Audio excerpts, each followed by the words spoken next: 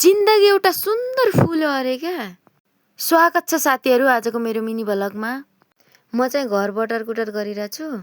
मेरो चप्पललाई नहेर्नु है, मेरो बुढा गएदेखि चाहिँ त्यो चप्पल मैले नै लगाइरहेको छु के। दिउँसो बटारेको के, त्यही भएर गर्मी छ है धेरै। मेरी छोरी त दिन रात माटोमा मात्रै खेलिराख्छिन्।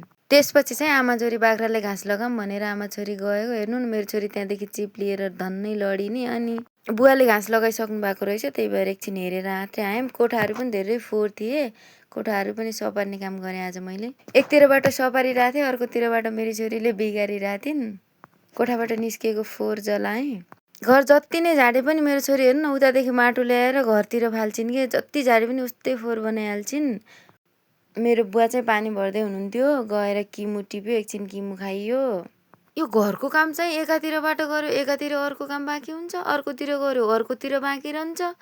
यो घरको काम गर्नुभन्दा त बरु दाउरा घाँस बाहिरको काम गर्नु राम्रो के। हेर्नु न एक काम गऱ्यो एक काम रहन्छ, एक काम गऱ्यो एक काम रहन्छ। हे प्रभु। And by.